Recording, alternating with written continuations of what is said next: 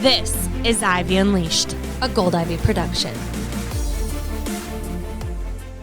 Ladies and gentlemen, you are in for a ride. We have a very special guest in the house. First time in Minnesota?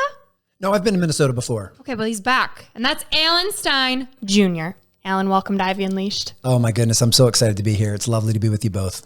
This is a surreal moment for us because you're in my house. You're in where we do what we do. And not only is he here to record with us, but he also joined us for a workout this morning. A move workout. What did you think? It was awesome. You guys left me in the dust. I had trouble keeping up. It was great though. It was high energy. It was fun. Great movements. I enjoyed it. Yeah. And we're very sweaty. So if you're watching on YouTube, that is why. Yeah, I'm probably glowing right now. So we found Alan by listening to one of our idols, Ed Milet. And Alan was on to talk about his incredible book, Sustain Your Game. So if you're looking on YouTube, Sustain Your Game by Alan Stein Jr., an awesome book that Brooke and I needed. We needed this book so badly because we're chasing our dream. And you're basically helping us figure out how to keep doing this in the long term. So thank you so much for your book. Oh, my pleasure. Well, thank you guys for investing the time in reading it. Mm-hmm. You have a podcast and you're a keynote speaker today. You have a lot going on. So how is life for you? Kind of traveling, being an author, speaking for these huge corporations. How's that going? Life is fantastic. At 46 years old, life has never been better. I always like to say that I'm not speaking from a place of mastery on anything that I share on page or anything that I share on stage. These are all things that I'm still challenged by, I'm still struggling with, but I'm making progress and I'm proud of that progress. I'm proud of the path that I'm on. And I'm slowly starting to figure some things out that work well for me. And one of the things that I said on Ed's show that I've gotten the most feedback from was the mantra that I live by, which is a candle loses nothing by lighting another candle. And that's ultimately how I view my work, is trying to help people light their candles. But I'm doing it through the things that have been challenging me for my entire life. So I'm so glad that it resonates with you guys. I'm so glad that Ed's show brought us together. I'm thankful to be here. And every time I have an opportunity to share, whether it's on stage or whether it's an intimate setting like this for a podcast, I relish the opportunity to talk about things I'm passionate about. Yeah, and we have so much to get into. Awesome. Let's start first with the magic of this book. So your first book, Raise Your Game, and then you wrote Sustain Your Game. So what inspired Sustain Your Game? Well, to piggyback on what I just said a moment ago, I write the book that I need to be reading myself. I find it equal parts liberating and therapeutic to be writing and researching about the things that I need help with. So when I decided to write Raise Your Game, I had just left the basketball training space after almost 20 years working in that business and decided to become a corporate keynote speaker and wanted to figure out what were the traits that I needed to ascend to the top of that craft, and not playing the comparison game. I have no interest in being better than another speaker. I have a very strong interest in being the best that I'm capable of. So I wanted to try and figure out what are some of these principles of high utility that I learned through the game of basketball that I could now apply to the speaking craft. And that was the reason for writing Raise Your Game. So Raise Your Game was all about climbing that proverbial mountain. Now, I don't think I'm ever going to reach the summit. I think I'll be on the climb for my entire life, and that's a preference. I enjoy the pursuit and I enjoy the climb, but I started to figure out that there was a slight difference between what you need to do to reach the top and what you need to do to stay there for long periods of time. But the most important part of that is with a sense of joy and fulfillment. So how can I love my work as much at 46 as I did at 36 and at 26? And how can I keep that going in the right direction so I'll love it even more at 56 and 66? And I came to the conclusion that the three things that undermine our ability to sustain high performance and sustain enjoyment and fulfillment are stress, stagnation, and burnout. And those are things that I've wrestled with my entire life. So I figured, let's unpack them in this book. And thankful I did. It's been a great journey. And I mean, even since the time of writing the book, now just being in the process of discussing it with others, I'm still continuing to learn. And I can say without question, I handle stress now consistently better than at any other point in my life.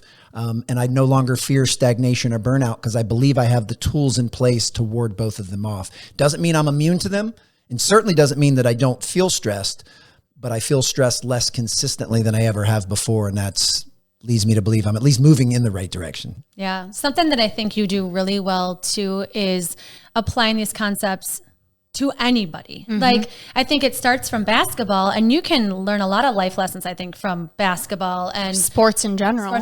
Yeah. The grit that you need. And I think, you know, a stay-at-home mom could read your book and say, you know, how do I not get burned out in this? You know, I think anybody can read this book and think about, you know, getting aligned with what they want out of their life, and then continually doing that so that they don't burn out. Well, I appreciate you saying that, because ultimately that's my goal. Again, from page or from stage, my goal is to translate the principles of highest utility to people that don't share the love of basketball that I have. And I say this with great humility. If I'm talking to a group of people that love basketball, that's too easy. Like, that's shooting fish in a barrel for me, because that is my language. There's no problem with that. It's making sure that I can apply those lessons or teach those lessons to people that don't love basketball, that don't love sport. You know, I used to stay on stage kind of as a joke. You know, it doesn't matter if you know the difference between LeBron James or Rick James. My job is to make sure that you walk away with lessons that can impact your life. And I take a lot of pride in that. And I think that's part of being a leader, being a communicator, is being able to take these ideas and share them across the board. But then I've also tried to make sure that I step out of my bubble of only learning from the game of basketball and read, watch, listen to, and research people from all different walks of life. And I have an absolute blast doing that. And you're damn good at it. Oh, thank you. Reading your book, even the way, all the stories that you share with the professionals that you've worked with, Kevin Durant, for example, but more so just all of the coaches in your life and the stories that you share. Yes, they're around basketball and sports, but they're so applicable to anyone. And when we reached out, it was moms and women. They need to hear this. They need to hear about how to manage stress in a way that isn't overwhelming. Our whole goal with Ivy Unleashed and Gold Ivy is to simplify making people feel good. Yes. Right? And you break it up in 3 parts, which are awesome, because whether you're dealing with stress or stagnation or burnout, there's so many different practical tools that you can apply. But your work really starts with the fundamentals. So let's get into that, the importance of fundamentals and why it's so hard for people to master the fundamentals. Well, this stems back from the first time I met Kobe Bryant, and I had a chance to watch one of his early morning workouts. And I'll kind of fast forward. I have the full story on YouTube if anyone ever wants to see it. But the lesson I learned from Kobe, which I believe is the foundation of my life's philosophy now, is that the best never get bored with the basics. That if you want to be good in any area of your life, and this is where it has practical application everywhere. You want to be a better spouse. You want to be a better parent. You want to be a better lawyer. You want to play the piano at a higher level. It doesn't matter.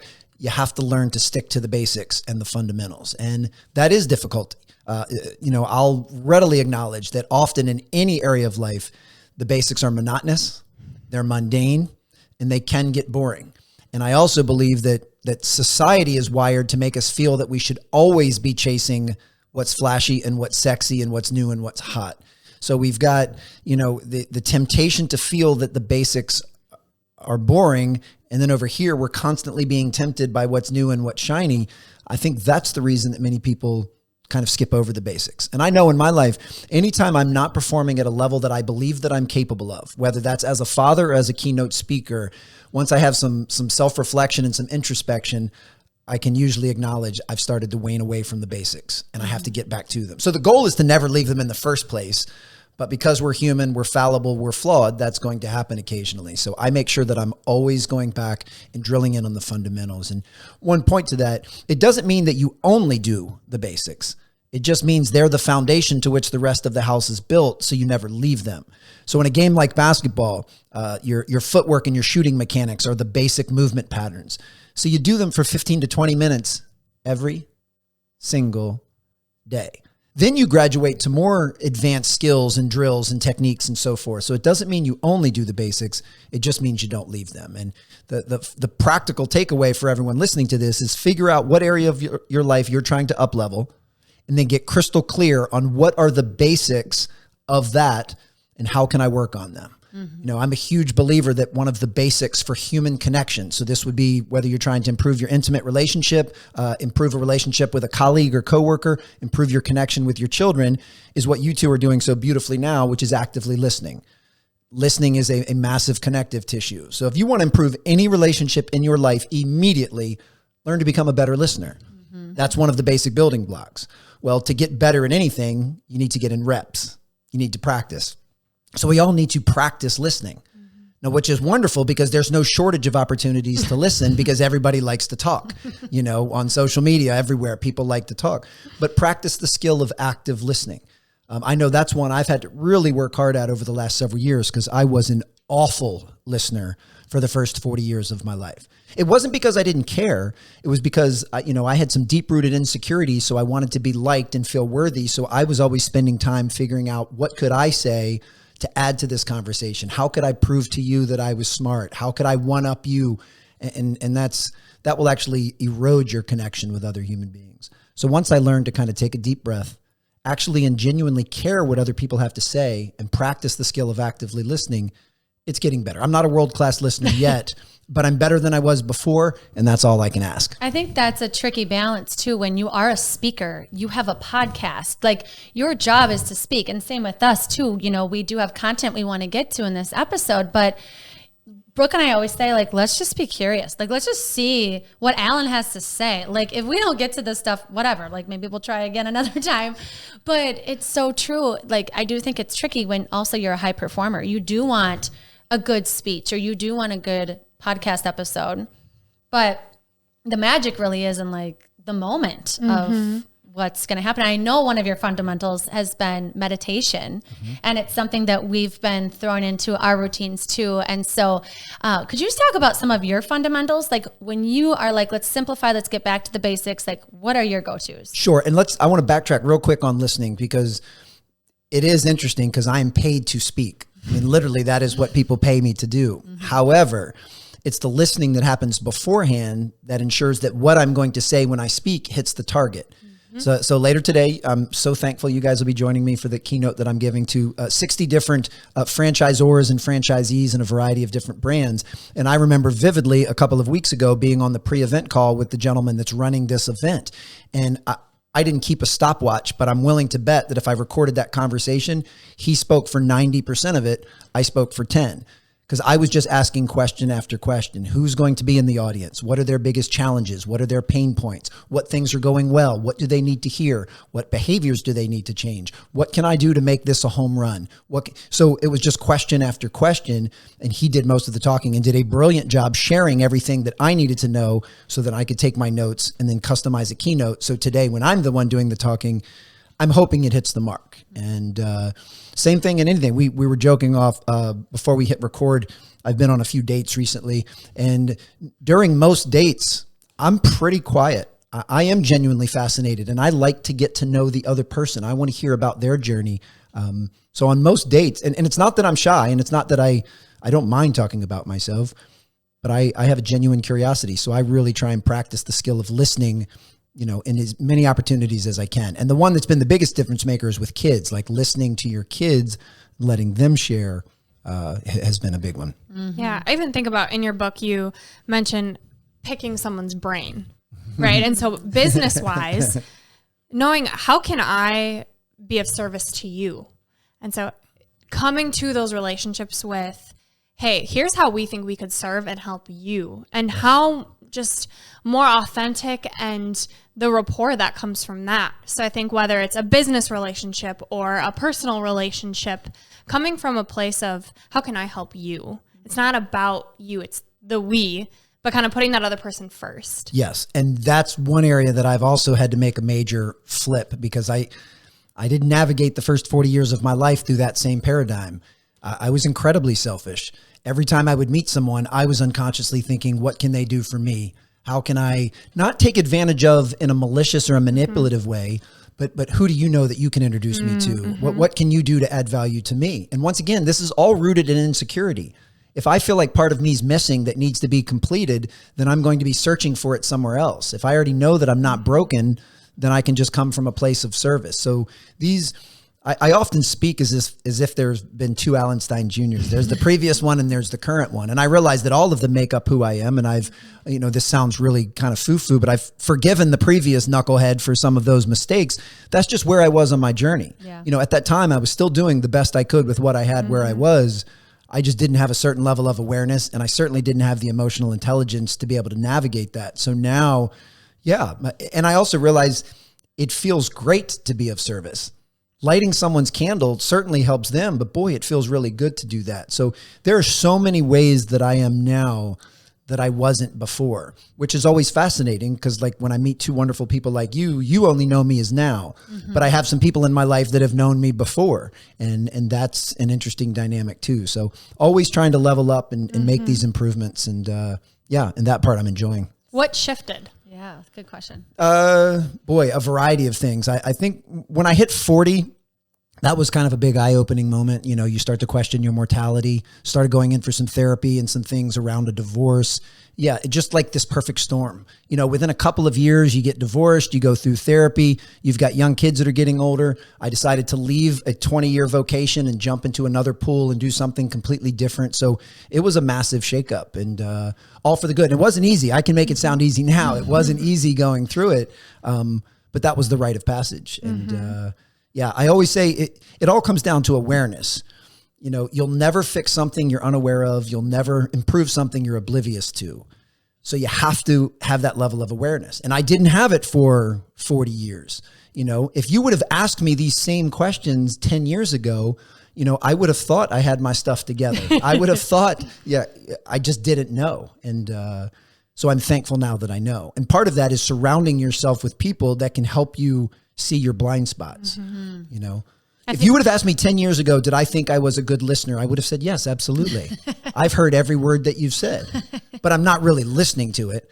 While your lips are moving, I'm formulating my response. Or, you know, many times I would turn, because I'm very competitive, would turn conversations almost adversarial. Like, how can I one up you? Like if we're just having a friendly debate on something, I'm spending way more time thinking about how I'm going to beat you in this conversation instead of how I'm going to learn from you and learn your perspective. So yeah, it's all part of the journey. Yeah. I think something I'm hearing too is the desire to want to have that awareness, right? And I think that comes from two crises a lot. You're at a point where something has to shift. Something has to change. Yes. And the only way to change is to do the hard work and to get that awareness, taking that reflection, slowing down to even know, what am I doing that isn't serving me?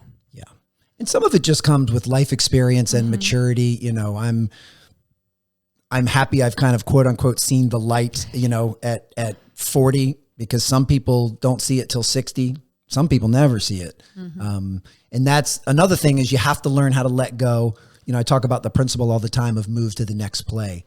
Do you dwell on the 40 years that you were less aware with lower emotional intelligence, or do you dwell on the fact that that's no longer me? Now I've got potentially 40 more years where I can live a much more, you know, engaging and fulfilling and curious type of life. So it all just depends on what you focus on. And still to this day, I have my good days and my bad. I mean, it's no one's ever immune or cured from any of this stuff. It's all about incremental progress and consistency. Those are the two most important things for me. So I still have off days. I still have bad moods. I still feel lousy at times, but those times are a lot less frequent and certainly a lot less consistent than they've been at any other time. Yeah. Something that Brooke and I struggle with business is, you know, when you're reading like entrepreneur books, like yours is different. Yours is like what we are really drawn to not burn out, right? That's like what we're going for. But a lot of the books and a lot of the people are like, go hard, you don't sleep, you push, and they are successful. Like think of your first, 10 years of being a performance coach, like very successful, huge connections, your ability to go and make all those connections. And maybe you did feel selfish, or maybe you think you were, but it worked. Like you are connected to some huge people and have had great success. And so that's something we struggle with, is like, we're trying to sustain our game here. Yeah. But like, at what cost? Like, would we have made more money in the last couple of years if we pushed harder and didn't sleep? Or do we do this different? And like, literally your book is like telling us we're on the right path, because we are trying to pepper in rest and meditation and manage our stress and come from alignment. And so I'm curious your thoughts on that, like grind versus rest and the balance of that with business. Well, I'll ask you, do you think you would have made more money or accumulated more listeners or followers if you would have pushed harder over the last 10 years? Because I don't necessarily know that you would have. You may have, but I don't know that it's guaranteed. One of the things that I did learn from the strength and conditioning world is that you want You want to do the minimal amount of work needed to create the maximum effect. And when I say minimal, a lot of people, they click on the mental cruise control and they think, oh, that means easy, or that means taking shortcuts. No, I mean, if the workout we did this morning was phenomenal, really, really, really hard. It was 32 minutes long. Yeah. That's perfect. Now, could we have gone for 40 minutes? Possibly, but would we have made any more progress adding 8 minutes to that? I don't necessarily know that we would have. You know, if we all went out this evening and we all had a bunch of cocktails and drinks, and tomorrow each one of us had a small headache, we would each take the minimum number of Advil necessary to remove the headache, not the maximum. You don't say, I'm going to take 10 Advil to get rid of the headache if 2 gets rid of it. So I've always believed in doing the least amount possible from a volume standpoint. So I always thought that if my basketball players could come in and I could give them an amazing workout in 45 minutes and you two took 90 minutes and they got the exact same results, then my program would be superior because it's more time efficient. That would give them an extra 45 minutes to work on the skills of the game or to watch film, you know, because time is our most precious resource. So I think that's part of the problem too. Not only is the hustle and grind culture, it's not sustainable. I don't necessarily know to a point that it's more effective. I was talking with a coach one time. So I'm a huge Coach K fan, the recently retired coach at Duke, who coached, 42 years at Duke, won over 1,000 games. And he was a worker. I mean, he was, even up until his last year, people would say he's working 60, 70, 80 hours per week. And this, I'm not saying this with judgment. He was doing what he wanted to do. But I asked a young coach and said, okay, if over 42 years, if Coach K worked 5 less hours per week, 52 weeks a year for 42 straight years, that's a significant amount of time. Do you think he would have won any fewer games than he won? And the coach said, no, probably not. I think he would have won the same. So that just makes you wonder. And that this is by no means a judgment of Coach K. I mean, I consider him the GOAT, but it makes you wonder. So for me, my goal is what's the minimum? It sounds weird saying it, considering I'm in the quote unquote motivational space. What is the minimal amount of work I can do each week to produce a maximum result? I'm not looking for shortcuts. I want to be the best I'm capable of on stage and on page. I want my podcast, I want those things to be extraordinary. But if I can be extraordinary in 25 hours a week versus 45 hours a week, that frees up 20 hours to be with my children or to train for a race or to do a lot of other things that I'd like to do. So that's part of the hustle grind culture. Yeah. I think that comes back to something you talk a lot about is focus, right? If you know you have 30 minutes to get this done, you are laser focused, you're getting it done. And that's what we've developed is, okay, we're working a full-time job on top of trying to build our business. And so we're chunking our time. And so we time block. Yes. You know exactly when you're getting the things done. And then you're sticking true to that. You're doing it when you say you're doing it. So then that's your commitment to yourself and you're building confidence. But it comes from being focused. And in today's world, it is so damn hard with all of the distractions. So I think what you're saying is awesome if you have that focus. Yep. So I'm curious how you have focus. Well, I'm going to backtrack one second. I know I keep backtracking. That's sorry. okay. It's your podcast and I keep hitting the rewind button on it. The other thing I learned in strength and conditioning is you don't get stronger when you're in the weight room. You get stronger during the rest and recovery period in between. That if you decide to do a full body strength workout 7 days a week, you're going to burn out. You're going to get injured and you're going to stagnate. You're not going to make progress.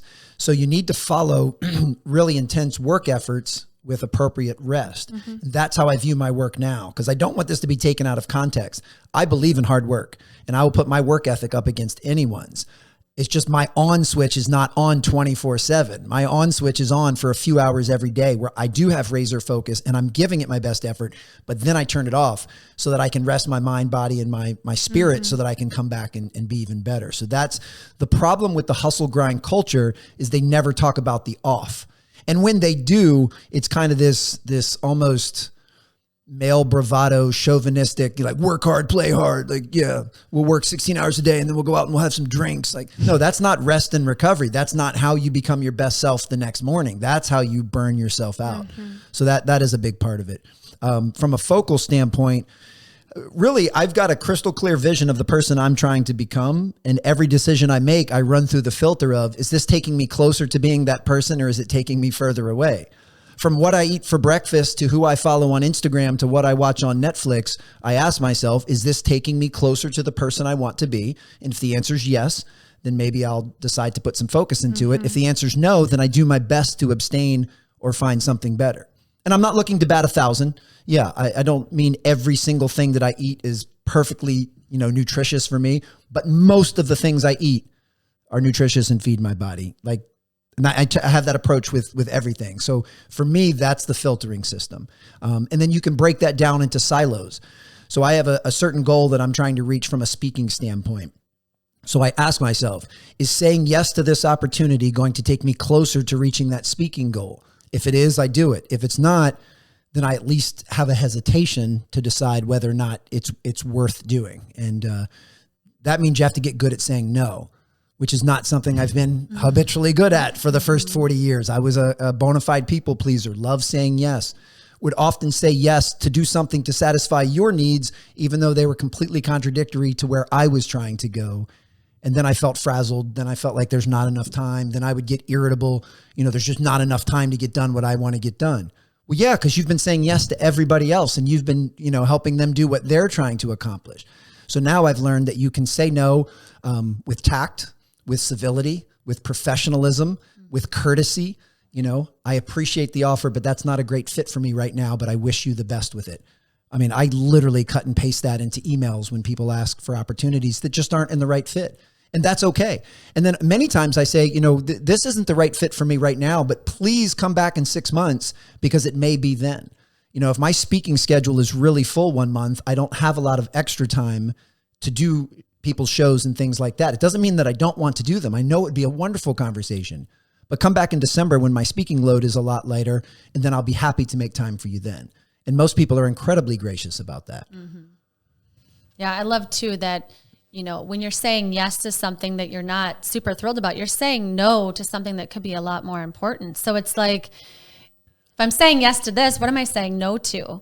And is it even in that filter of that alignment? I love what you said about that of, what is it? What type of person do I want to be? And is this aligning with that? And if it's not, I'm probably going to be resentful or have guilt or shame about it because I already know what I want to be doing and this is not it. Yeah. Well, so without getting too granular, I'm 46. I know that I'm not promised the next 20 years, but if I keep taking care of myself, statistically, I should be around for another 20. Let's hope. So I want the 66-year-old Alan to be physically, mentally, and emotionally fit. All right, that's a pretty big umbrella. I want the 66-year-old Alan to have a deep connection with his kids and his family and his friends. Again, pretty wide. And I want the 66-year-old Alan to be doing work he considers meaningful and in service of others. So those are big. That's what I mean. I'm not getting too specific. Mm-hmm. But that pretty much covers everything that's important to me. That covers my physical, mental, and emotional health. That covers my relationships. That covers my vocation and where I'm choosing to put my energy. So now I just ask myself, is doing this taking me closer to being that person? But the beautiful part is I'm not postponing anything. I'm making decisions in the present moment for who I'm trying to be in the future. So on one level, I'm designing my future, but I'm reaping the benefits in the present. Again, I don't mean for this to sound like it's lacking humility, but the 46-year-old Alan is physically, mentally, and emotionally fit, does have a great relationship with his kids, and is doing work he considers meaningful and in service of others. So I'm doing those things now. It's not like I'm not making the mistake that a lot of people make of postponing their happiness. I will be happy when, and then you fill in the blank. When I get the next job, when we get the next house, when my kid can start, and there's obviously all sorts of landmarks with children. No, I'm not postponing anything. I'm as happy as can be right now, but I'm making these decisions and laying the bricks and the foundation to make sure that's who I am at 66. And then 76 and 86, and depending on how medicine goes, maybe 106, 126, 156. He ain't going nowhere. No, I'm not. We'll see. Well, what that sounds like to me is those habits and the rituals that you have. Like those are your fundamentals. And yes. You say, are the habits you have today on par with the dreams you have for tomorrow? Yes. Did I say that right? You nailed it. One of my biggest professional honors is that quote hanging in Penn State's training room. And boy, now I realize I sound like such an a-hole with saying some of these things. Hopefully you guys know me well enough to know that I have a sarcastic sense of humor. But my favorite joke is the quote next to mine in the Penn State training center is by Gandhi. So I just like telling everyone that I feel like, Gandhi and I are on very similar levels. Hell yeah. Yeah, I still have to go by Alan Stein Jr. He just goes by Gandhi. But, they decided to take these 2 quotes and put them up. That was Penn State's decision, not mine. I love that you're talking about this because something that Brooke and I have been thinking, right? Like you coming here, like you are a very big deal. Like you have very big connections with very big people. You've had a very successful career. And I wonder what that's like because you're a very humble, personable, genuine, like person. Like we picked Alan up in our car today. We're like, what are we doing? How is he going to be in our car? And so I'm curious how that goes in life when you have these huge connections, you're speaking at these big events, and then you're trying to stay humble and grounded in like, I'm just Alan, like how does that go and how does that work in your brain? I very much appreciate the praise and the kind words that you just shared. It's almost like a cognitive dissonance. Like I almost, because I don't view myself that way, because I have people that I view that way. So I've got a list of people that if I pick them up in my car, I'd be like, I can't believe this person's in my car. So everything is perspective. Everything is vantage point that we're all making these different comparisons. I mean, I do have that. Like Ed Milet was one of them. It was surreal for me to be on Ed's show and sit down with him. That was unbelievable. I mean, I've been trying to track Ed down for 3 years to get on his show. I mean, that also shows the level of persistence I have. I can be somewhat of a relentless, unshakable pain in the ass when there's something that I really want. But it took 3 years and it finally came to fruition. But here I am thinking that about him, and it feels really weird that someone could possibly be thinking that about me. And along those same lines, I can promise you that Ed thinks that about a group of people as well. Now, he's probably had a chance to meet them. So it's vantage point, it's perspective.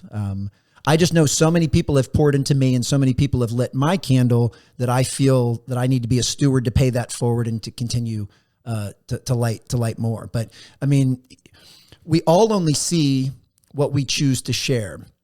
So you guys see that I was on the Ed Milet show. You don't see that there's 20 other podcasts of Ed's size that either politely declined or never emailed me back, have no interest in me, have no idea who I am, and don't believe I would add any value to their show. And that's okay. I don't say that with an ounce of scorn. They're doing what's best for them. I'm trying to do what's best for me and my mission, and it's okay. I don't take it personal. So I've learned some resilience. I get told no a lot more than I get told yes. For every speaking engagement I get 3 or 4 that would say no, thank you, or you're not the right fit. And it's always funny when they say, it's not personal. I'm like, well, it's kind of personal. You're basically saying you don't want this face and words coming out of this mouth on your stage. How could it get any more personal? I don't know that it could be more personal. I love that you said that. That's so important for people to understand, even just like social media in general, like you're seeing the highlight reel, right? And I think it's really important for successful people, for authors to say, I hear no all the time. Oh boy. Yeah. Well, the book is a perfect example. So, I'm proud of the people that I had a chance to speak to be in this book. Very proud. And I'm very thankful for the time they gave. I am not even remotely exaggerating that it is 6-to-1, 6 no's for every single person that's in that book. Like so many times I've reached out now, and even of those 6, maybe 1 or 2 of them have the courtesy to write back and say, we don't have time.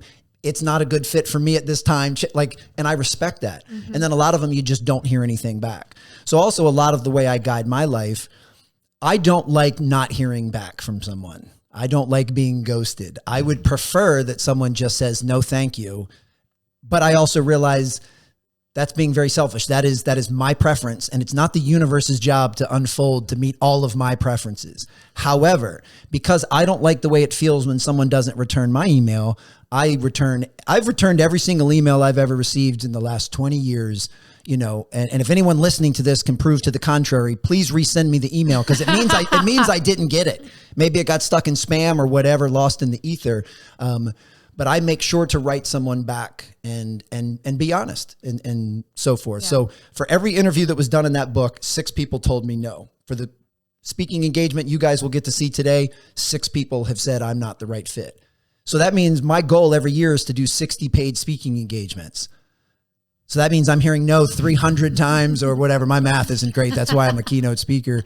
That means you're hearing 300 no's for those 60 yeses. How do you get comfortable with that? Is it just over time you get used to it and you have those practices where, all right, it isn't personal?